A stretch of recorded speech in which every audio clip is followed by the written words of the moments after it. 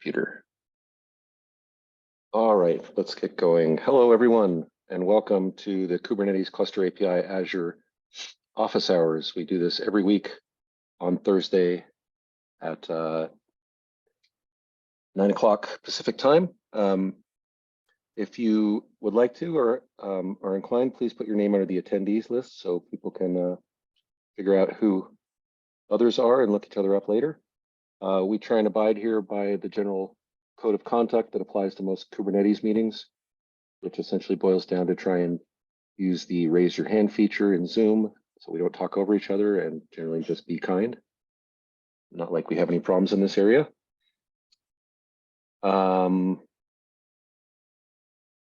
Yeah, so I don't think there's any, well, yeah, sure. So this is the time where if someone's new here, or even if you're not new and you just want to say something, this would be great to introduce yourself. So I'll be quiet for just a second, and please feel free to unmute and say hello.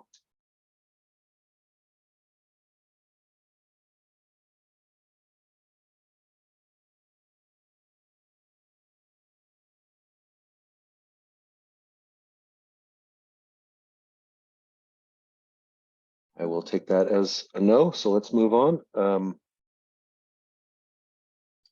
Got a light agenda, but it looks like it's starting to fill in. First thing is the CAPC 170 release, which basically is ready to go. Do we want to, well, let me verify that it's okay to do that, but I think we're basically ready to release.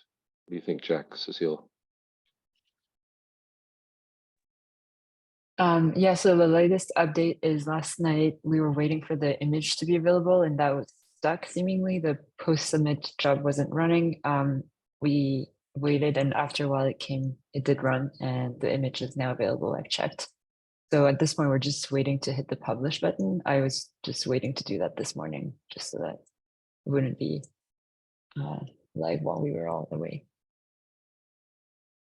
We want to just do it here while we're all watching it? Seems like that'd be fun. Yeah, let's do it. Draft, we all proofread these release notes yesterday, and I think they're good to go, right? Okay.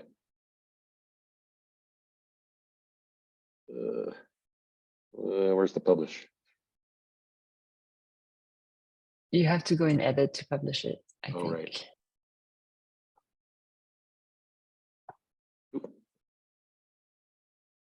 Okay, says the release. Yes. So everybody engage your mirror neurons and pretend you're clicking this button with me. We'll all get a little bit of dopamine. All right, it's out there. That was fun for me, at least. Obviously, the release notes are out there, as probably everybody here knows. It's a pretty big release. There's a lot of stuff in here. So the sooner people can upgrade or kick the tires, that'd be great. I don't know if there's anything else to say about that. So let's move on to flat car templates PR, Mateusz. Hi, everyone. Yeah, so speaking about the release this week, and given that the agenda was empty, so I was looking at it previously, I decided that I'll just put it and mention it briefly because I got pinged by this PR by Jack last week to implement some changes there, and I've done it, and I was hoping it will make it to today's release, given that, yeah, like we've been fighting with those templates for so long now. But yeah, since we didn't make it, it's fine. It's just, yeah, if someone can have a look into the changes there. So I implemented the flat curve versions out of Discovery now. So it works similar way to the Ubuntu and to the Windows images. And yeah, like from my side, this is ready to go. So yeah, whenever you have some time, because yeah, I think it would be really nice to get it merged finally. Thanks. Thank you for being so patient and persistent with that. Yeah, there were a few we really wanted to merge, including that for 1.7, but yeah, go ahead, Jack. I just wanted to say thanks. And yeah, I probably lost track I was ready to do another review, and then I had to do a retest, and I probably never checked back in. So apologies. Thanks for your patience, Matthias. Okay. Yeah, no worries. Thanks.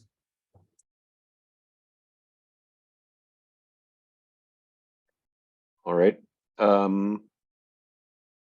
Let's move on to the next topic. Jack, you want to talk about API's graduation?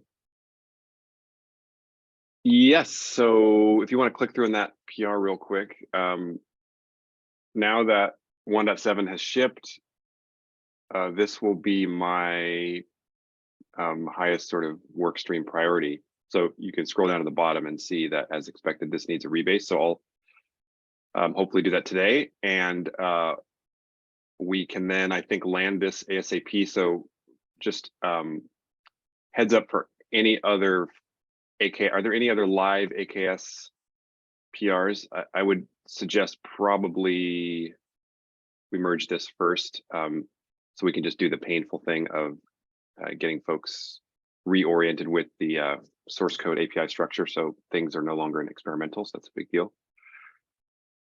Yeah, so just feel free to reach out to me. I would expect in the next week or two, maybe there's going to be some weird rebase collisions or surprises if you haven't checked out latest main after that lands. But mostly this is just exciting news about graduation. Thanks everyone who has contributed to this. And that PR will be ready for, I guess, feel free for folks who want to have influence on the velocity of that PR. You can start reviewing it now, and we can get that process kickstarted. That's it. Cool. Any questions about that?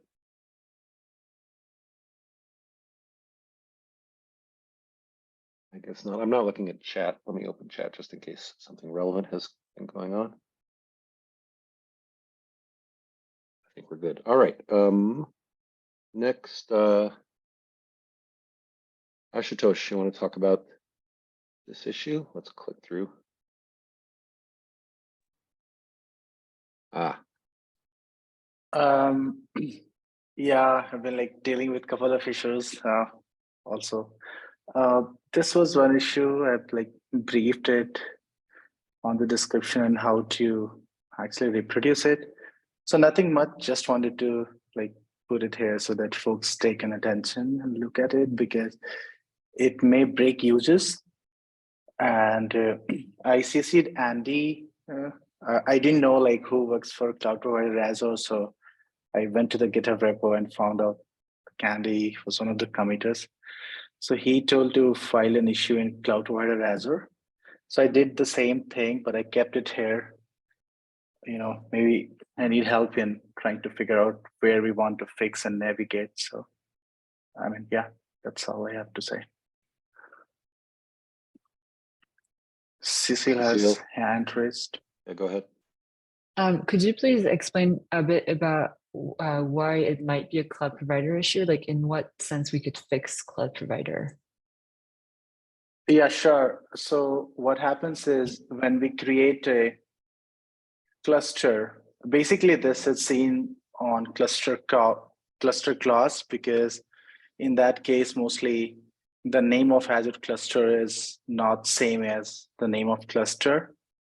And in that case, if we opt for a node outbound load balancer, so we have a node outbound load balancer whose name is same as Azure cluster name, and it actually front ends those worker nodes. And when a service type of a service type of load balancer is created, cloud provider Azure creates a outbound load balancer with the same name of the cluster, and it actually fails to attach backend pools. So I mean, the naming is the problem, but while I was testing this, when you create a workload cluster using CAPZ and you have cluster name and Azure cluster name same, and when you opt for a node outbound load balancer, it creates a node outbound load balancer with the same name of cluster name. And this is what cloud provider Azure also creates. in that case, it just works because, it just adds backend pools. I mean, I don't know like the nitty-gritty details on why it restricts, but while I was looking at the, Azure portal, it says that you're not allowed to kind of attach, like multiple backend pools to, I mean, the same backend pool to multiple load balancer. So this all makes a lot of sense. It seems like by design, like it seems like it's working as expected, at least from the cloud provider side. So I'm just not understanding why this is an issue in cloud provider. Like what could be fixed in cloud provider that would fix this behavior?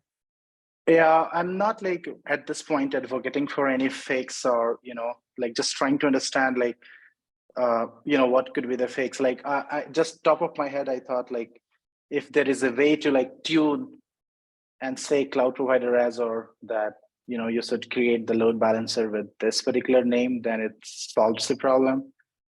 But if this is expected, it actually breaks, like you can't use like service type load balancer dynamically. You have to actually, use the static public IP and then attach to your service. Only if you have a different cluster name from Azure cluster name. Right. Yeah. So if it did, go ahead. So another question is, is that even a valid use case? Like, could that be something that we enforce? Because it seems a little split to have two different names that represent the cluster, right? Object. So what's the use case for having two different names? You mean Azure cluster name not equals to cluster name? Yeah. Yeah, I mean, this is allowed at least. So if we don't want to have like this, I mean, at least for when we create clusters using cluster class, you have a cluster class, and then I don't know like too much details of how this name difference comes, but essentially in a cluster class, you can have templates, and that brings out different Azure clusters. So that's where you can have like different Azure cluster names. Does it make sense? Like I don't know, like to be honest, I don't know if this is valid use case or not, but I need to research on that. But this is what something is allowed at this point of time. And this came from one of our downstream pipelines, and I was trying to debug that. So at least a lot of customers are using that. So just thought it is worth to bring it here in community and get some guidance on how we can move around it. And the fix that I mentioned in issue, it just like top of my head, trying to elaborate the issue, not trying to advocate for any fix right now. Yeah, I'd love to understand if it's like a requirement of cluster class that Azure cluster name is always different because of how cluster class works, or if it's like it happens to be in the template that you're using, you're naming it differently, but it could be the same. Sure. I mean, I'll also get back to this. This is a good question. I don't have an answer to that. So I'll see why the name difference exists. But let's say if we want to use, if we say that we should be using the consistent name for cluster and Azure cluster, then it's good to like somehow prohibit that, like if it's possible. For sure. Like in that case, the fix would be to enforce that, because right now exactly. it's allowed. I completely agree with you, but I'm just wondering if the right fix is to enforce it or is to make this edge case work. Sure. Because it does seem like an edge case in the sense that like we're telling cloud provider, this is my cluster name. Like there's a configuration for cluster name in cloud provider, and we're setting that to like I'm guessing cluster.name. But in the case where Azure cluster name is different, if we tell cloud provider, this is actually my cluster name, it might break other stuff because cluster name is different. You know what I mean? Yes, but I'm not saying to do that. What I was thinking on my head is like when we, if you see, there are a couple of annotations in cloud provider Azure, and there are like ways to like customize it. So for that particular service that let's say we are going to create for a particular app, this could be wrong, but this is what I was thinking. If we have an annotation and we could put an annotation on the service, and that says that, okay, because this is the annotation and this is the name that you should use to create a load balancer. I mean, it could be any random name. It doesn't it doesn't tie to like cluster name or Azure cluster name or CAPC. It's just that you give an annotation and you tell the value in the annotation that the load balancer name should be XYZ, and it just creates a load balancer with XYZ name, but not with the actual default cluster name. That's yeah, but this may not be a good solution also, because we need to look at the design decisions that were taken for that. So yeah, thanks. But I'll get back on I'll also sync with Fabrizio and Stefan and see to understand regarding this cluster class naming inconsistency. Thank you, Cecil. Thank you, folks. Yeah, thanks for digging into this. I'm just going to post this comment with some stuff that we just mumbled about. Do people have any more questions about that? It looks like no. That was the last thing on the agenda, although I just thought, well, maybe I'll try and real quick add this. I have this big PR that might fall into the category of, we said once we don't want to merge PRs that have a big splash damage area early in a release cycle, because it increases the likelihood we're going to have to do painful rebases in the future. So I just want to point to this one, trying to get rid of all these things, this useful thing. So it's just a lot of robotic changes, but I was just wondering now whether this is something I should have waited on or not. But anyway, that's all I had to say. Yes, Cecile. I guess if we did wait, that doesn't really completely fix our problems with rebases, because we're supporting 2 release branches at any given time. So even if you were to merge at the end of a release cycle, that still would make rebases for the N-2 cherry picks happen, or rebase conflicts. It's true. And these are pretty much all inline simple changes, so I feel like the rebase wouldn't be that hard, but just wanted to point it out. Yeah, anything else?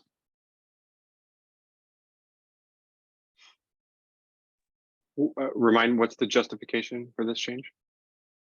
Related to the SDK v2 coming, the entire Azure Go Auto Rest package is going out of support in March, so we're trying to stop using it.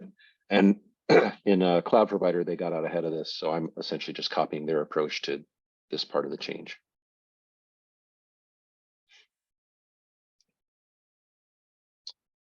Where are we?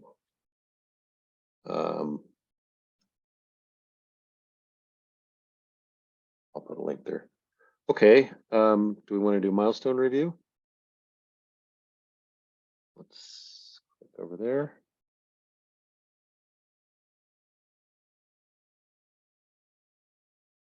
Should we have moved everything from next into v1.8? Is that our process, or no, it's ad hoc or No, selective? next is big, it has everything that we want to do at some point, but that doesn't mean we in the can future. get it done within the next 2 months. So we need to size it so that we get an appropriate amount of things in there, so it's not overcommitting. Cool. Here's what's in here so far. Here's the thing I was just mumbling about.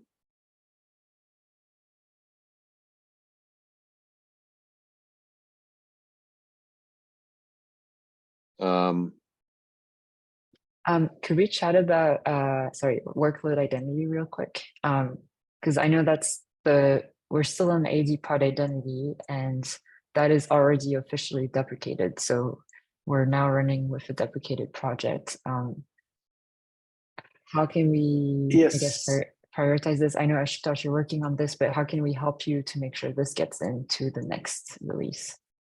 Sure.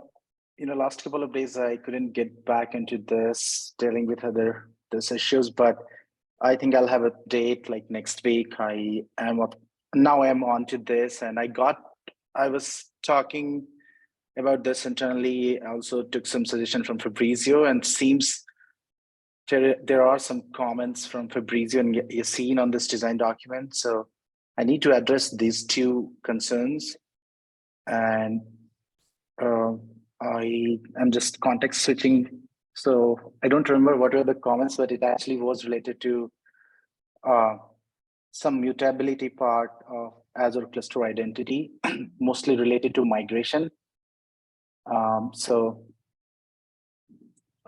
Yeah, I need to like get back to the comments. So I don't have like top of my head right now. So we need to do async on this. Yeah, I think that's the comment.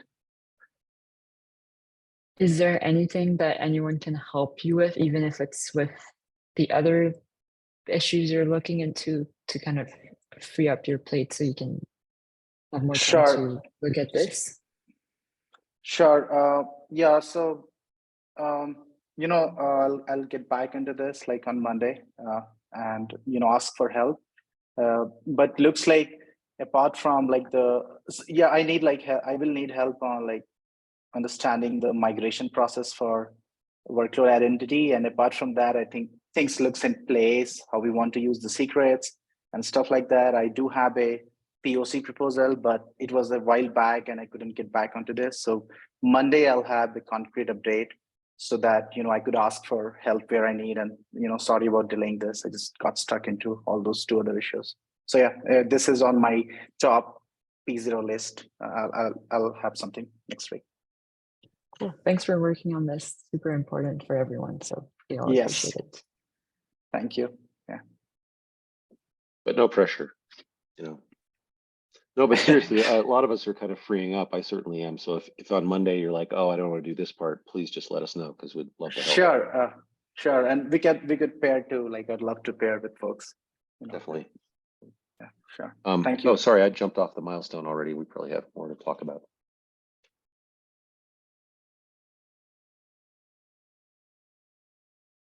I guess anybody who, if you have any opinions or comments about anything you see on the list, please just speak up.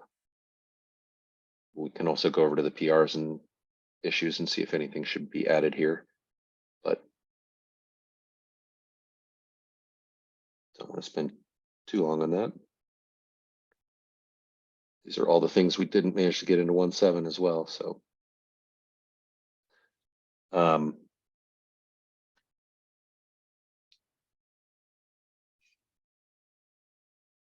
This should go into 1.8 because given the timing, that project will be deprecated around then.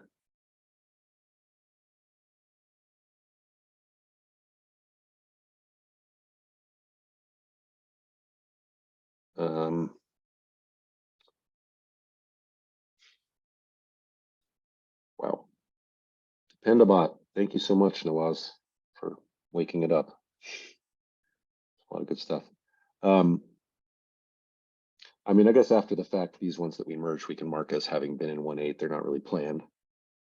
But are there any in here that we should definitely be putting in 1.8? Sean, is this this is probably for 1.8, yeah? Yeah, that should be able to make it.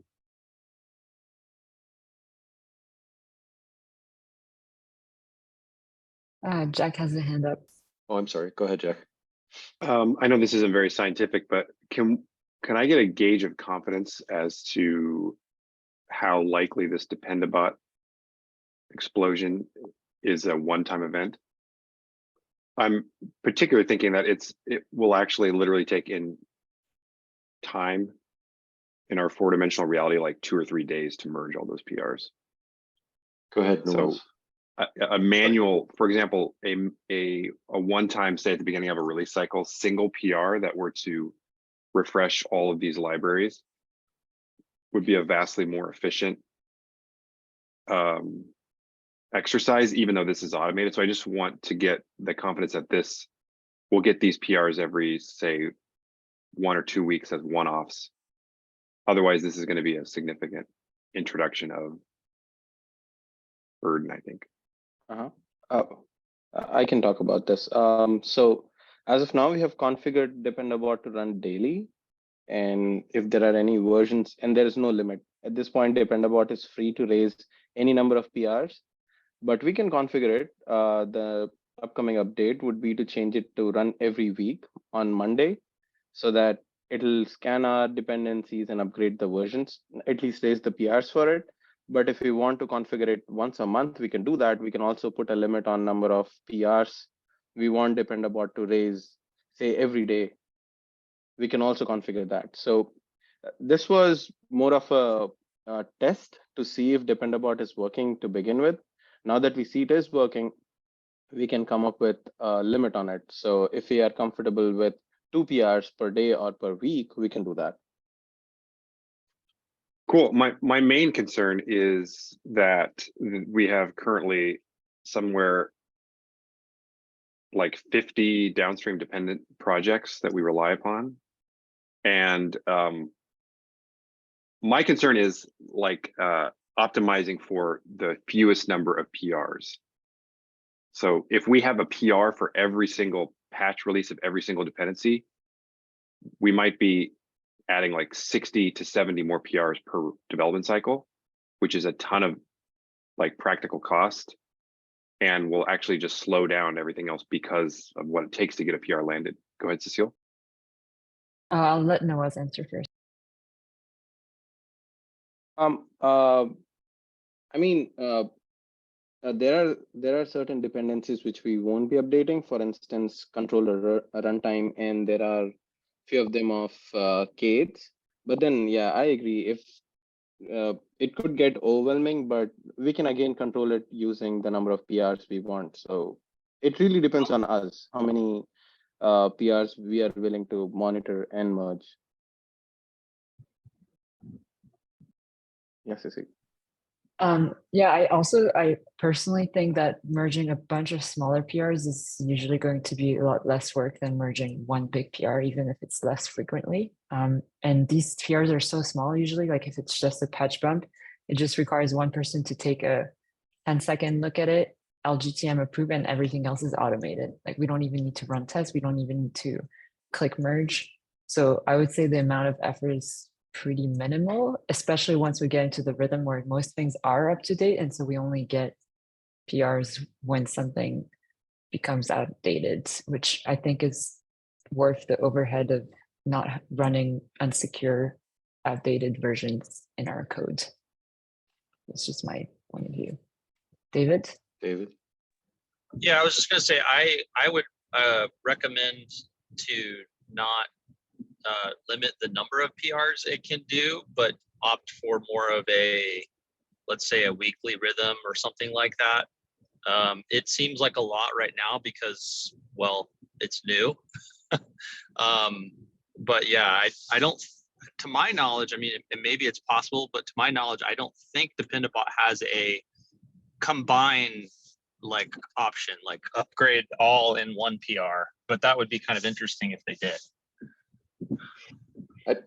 I feel like you wouldn't necessarily want that though, because these should be atomic commits that you can roll back.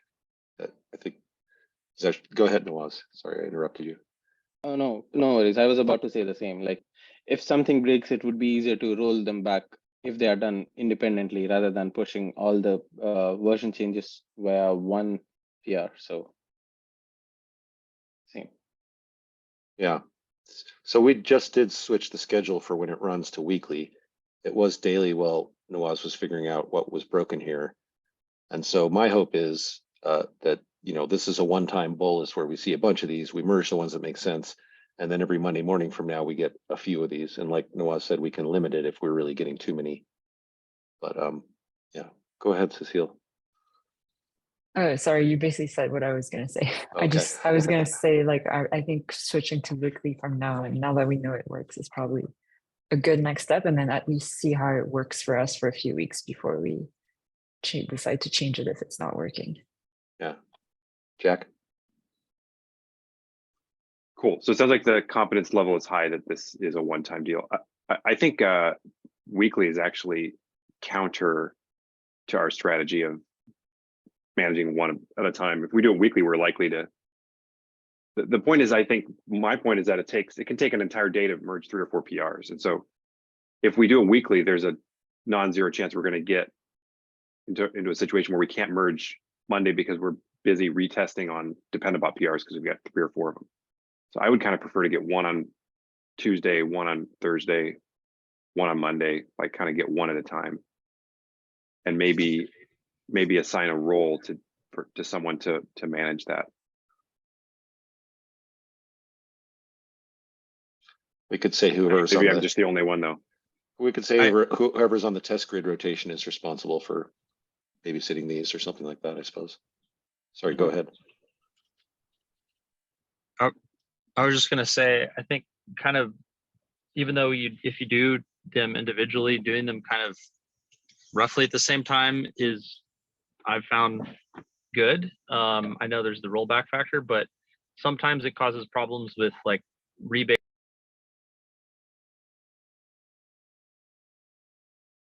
I've lost You got audio. Is it muted. just me?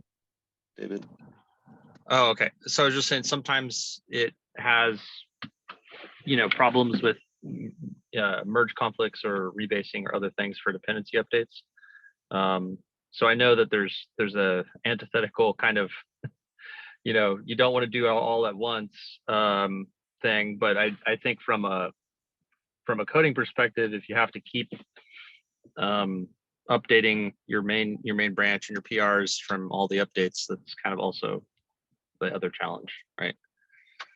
Yeah. So I guess my vote is just my personal preference and experience is just trying to merge them, even if they are individually all in a batch or closer together, than sprinkling them every day, so to speak. So maybe we should go back to daily is what you guys are suggesting. No, he's suggesting weekly, so we don't have consensus. Oh, but I think we should okay. just trust Well, it is Nawaz. He's weekly put right the now. work on in this, Yeah. and we can revise our Well, and tactics just in response to how this actually works in practice. I think that makes sense. And just to point out, Yep. some number of these are literally going to be no brainers like this one. Do we want to use the latest GitHub action for this? Yes, we do. Approve. I just really want to emphasize that this costs a non-trivial amount of money every time we run an additional PR. So if we're adding, say, 50 true. additional PRs per dev cycle, that is money. So we don't want to not consider that. No, Yeah, that's a really good point, Jack. I think Cecile and I had a conversation about it. We could skip some of the tests we run for the PRs, which Dependabot creates. I think that is something we should look into.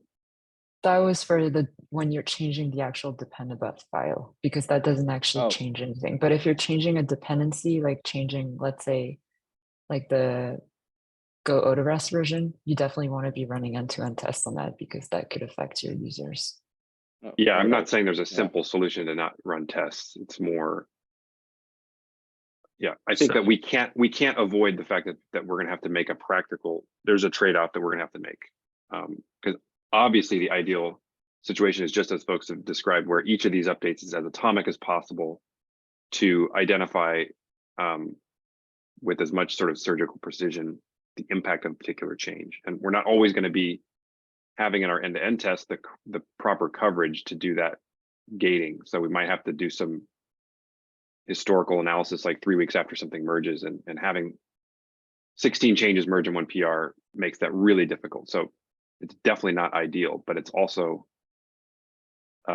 we just have to be, I think, aware that every single PR that is landing in a project like CapZ has a material impact on every other PR. So now that we're opening and increasing the number of PRs by a non-trivial percentage, we just have to be aware that that has impact on all other work streams.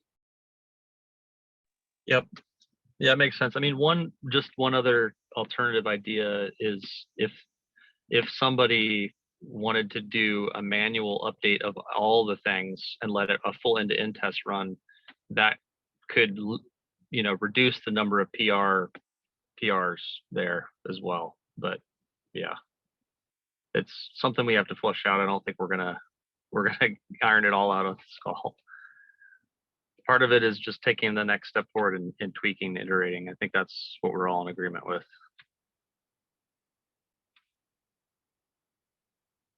You want, Does that make Roaz, go ahead. yeah, that makes Also sense to- to me.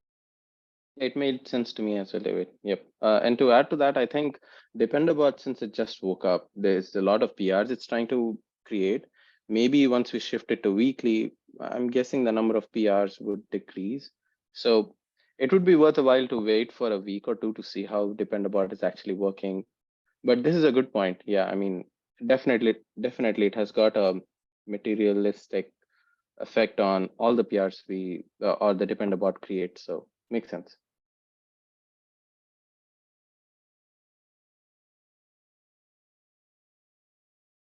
So we'll just keep an eye on it and reassess if it's helping or hurting us. Is there a way? This is Dependabot's only behavior, right? That it creates PRs. There's no way to configure it to just send an email or something saying, here's what you should update. I can look into it, but I don't think so. I mean, I don't know if that would be preferable, but so just curious. If you configure it on your repo, there is a tab in settings where it shows all the dependencies that it detects, and it shows if they're up to date and if there are any updates. But that's only accessible to people who have access to settings, which is people with write access. So it's Oh. not Not very inclusive. open. Yeah. Yeah.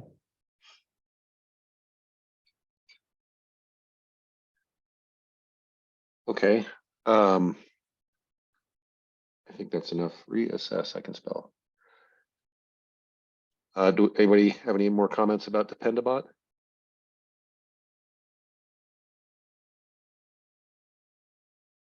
Do we want to spend a few more minutes going through this list, or should we call it a day? Yeah. What else? I have a question. Question for everyone here who's listening in and trying to gather information for what's happening in the project and who is a user of the project. Is there anything that you would like to see in the next milestone, in the next release that you don't see in here right now, or anything you're hoping for? It'd be a great time to let us know, either now or on Slack or GitHub. You know where to find us.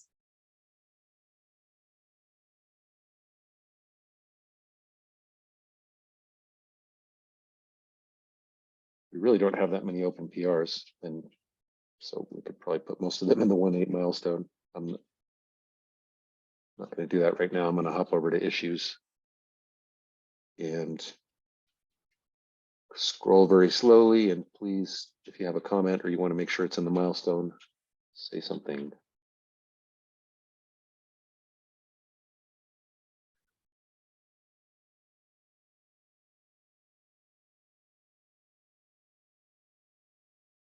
Unnecessary name webhook.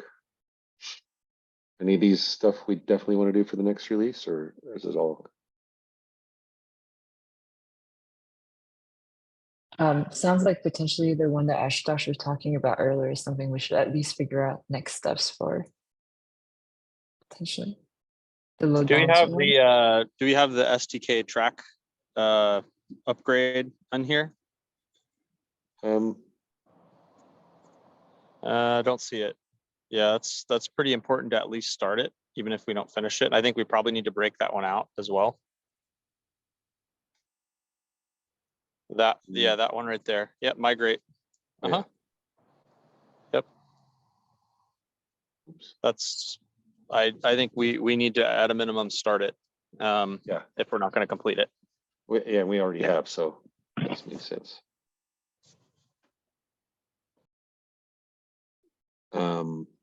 Which issue was? Oh, I can probably go back here and find it more quickly.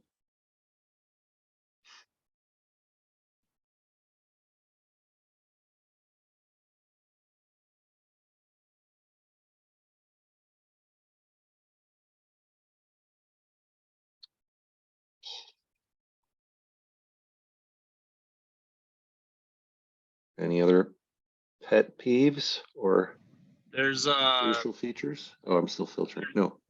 there's some on the out of tree testing provider ones for. That has been, I've added that to milestone. I've assigned myself, so that should be in there. Oh, okay, cool. Okay, cool. Ashutosh, you have your hand up. Sorry. Yeah, because we were doing this review, Matt, I wanted to I did not add it into the agenda doc, but if you open issue 2976, I pasted the link in chat also. It is 2976. Yeah, so just wanted to, bring this. I'll take not more than 2 minutes. So this issue has not to do anything with AD pod identity is what we were able to get to.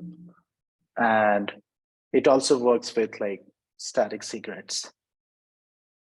That brings me down from here, I don't have much clue, and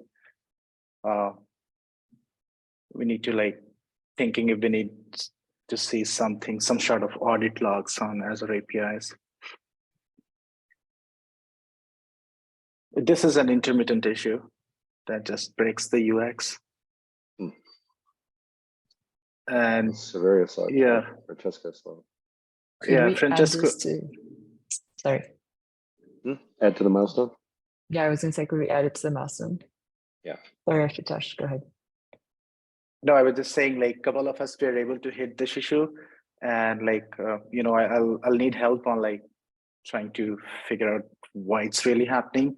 But the experiments that I did, I did a couple of experiments, and I could nowhere find that it's related to AD pod identity, and the comments are mentioned in the issue itself that justifies the statement. Jack. I made a note of your remark, Ashutosh, about the fact that this breaks UX. Is that what we're focused on addressing? Because I'm not sure that CAPZ is going to be able to address underlying Azure issues, but if we are not responding to underlying Azure issues in a way that's sort of optimized within an eventual consistency paradigm, then that's something we should definitely look into. And in fact, the fact that we can repro this is beneficial towards sort of testing our eventual consistency implementation. Yeah, +1 to that. When I say it breaks US, so we have errors popping up on conditions for a while on the CRs, right? Though it recovers, I think we don't have actual guidance on the document that says that this error is terminal or not. Like we know for a fact that the errors that comes up on, for example, Azure Cluster Object will get recovered, but then we need to figure out whether it's a terminal error or a transient error. That's where it's not clear. So if we don't have a control over the Azure APIs, one thing that we could do is actually document this, saying this kind of errors are transient, and we could, the clients that are using CAPZ, and trying to utilize those conditions and stuff like that, this would be clear to understand the contract that yes, this error is not a terminal one and it will recover, so that they just don't assume it as a terminal error and break it out. So yeah, and this is an HTTP status code 0. Yeah. Yes. Right. That I mean, I'm not sure that, I'm doing a little bit of research. I'm not sure how well defined that actually is, but it does seem like we should be able to classify that as transient. Okay. Yeah. Sure. Yeah. I don't know what status code 0 means, but yeah. I don't think it's actually well defined. So. Sure. Yeah. I mean, at least some documentation work is a step one. I think we can do, and then if we get to the root cause of it, that would be great. But yeah, it's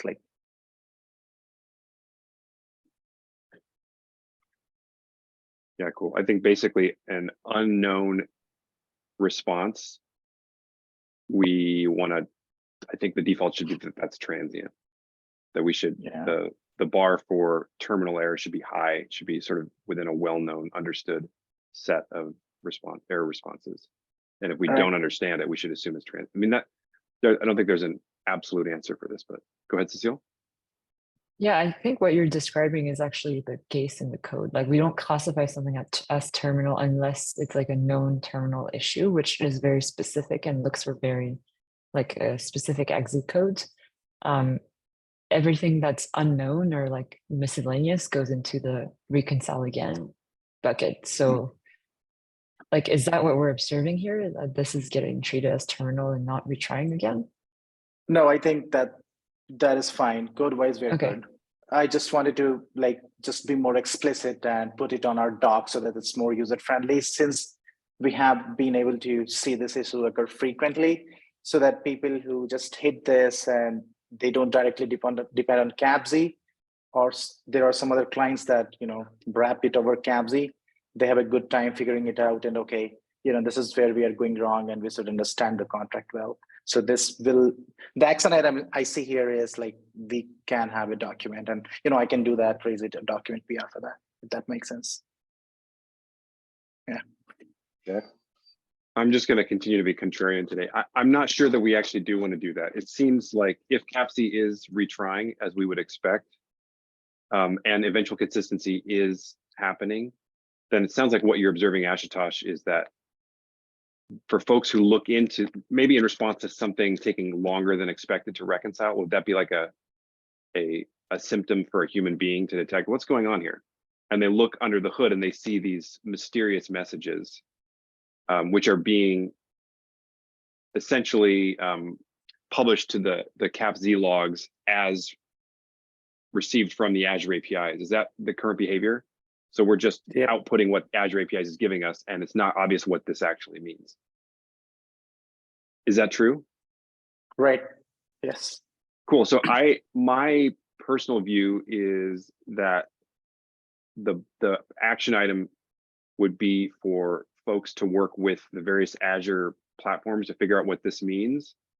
And then potentially to create some documentation that points to that. But I would be hesitant to create sort of CAPZ branded documentation that tries to describe this for our users, because this is not a CAPZ error. And so I think that would actually potentially make things worse for some folks, where we're potentially publishing what we think to be an explanation for what these errors are doing, but it's not actually authoritative.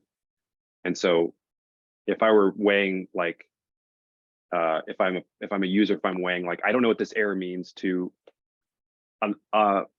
sort of higher abstraction gave me misinformation about what this error means, I would rather have the former than the latter. And I think that if we try to own a sort of documentation store for these errors, we're likely to get ourselves into a situation where we're actually saying things that we're either not authoritative for. So it might be right at one point in time, but then it changes in the future. Like this is not a CAPZ error. So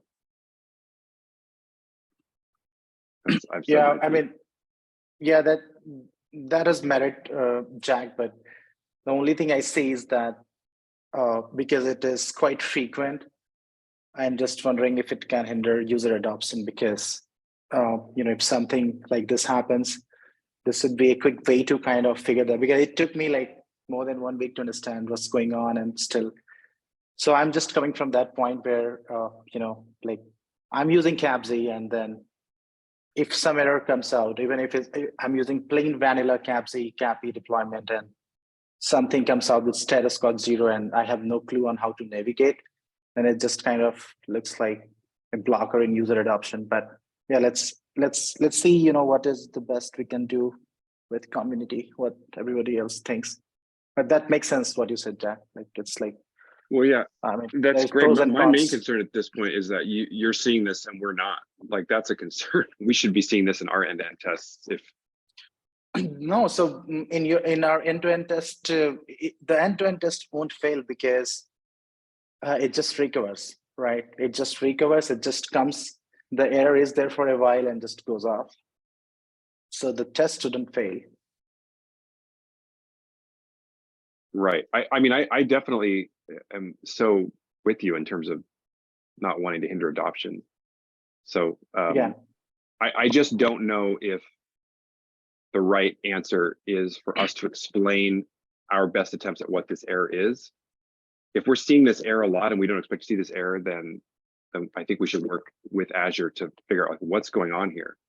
Or maybe there is an innocuous explanation and we should actually swallow this error in CAPC and not bother our users with this information. If the contract between the user and CAPC is eventual consistency, and we're fulfilling that contract, then perhaps we're not helping things by giving a up close and personal sort of log debug setting of 8 view of how that eventual consistency is happening. I'm not sure that's useful to all users.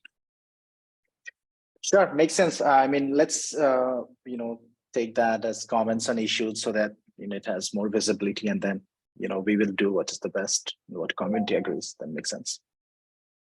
Yeah, cool. Thank you so much for tracking this, because I'm not aware that anyone knew about this before this issue, so that's valuable. Thanks. Thank you. Thanks for looking at that. You guys hear me okay? There's a bunch of noise in the background. Not great. Not great. Well, what are we even doing? We're still going through the list. Not this list.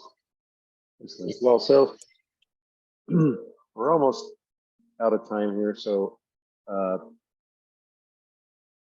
does anyone have any other issues, or does anything jump out here that you definitely want to focus on for 1.8? It's not already there. Apologies for the white noise. There we go.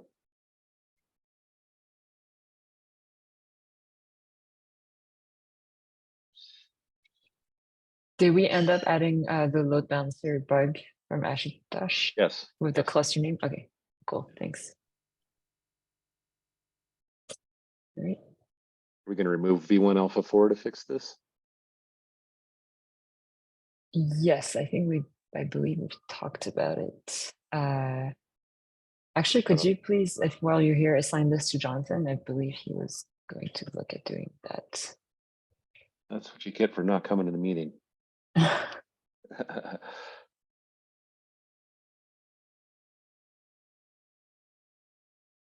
And I guess that can be milestone too, yeah.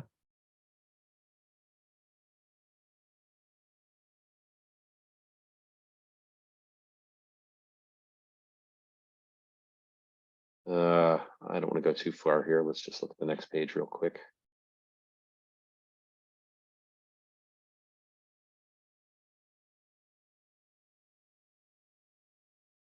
This we've seen a lot recently, actually. Oh, wow, it's that old. All right. Oh, I will look into that one. Actually, could we put that in the milestone? Sorry. Yes. Thanks. And I already said that last month and didn't do it, so I'll do it for real this time.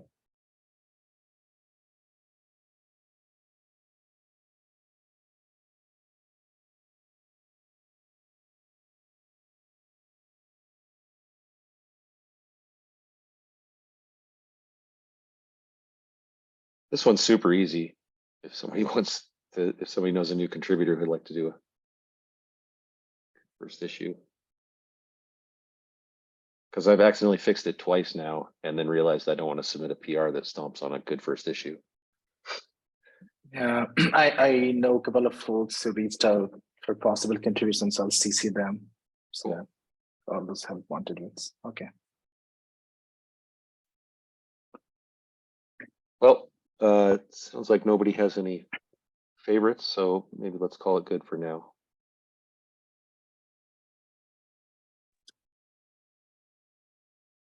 That's all we had on the agenda. Does anybody else have anything they want to bring up?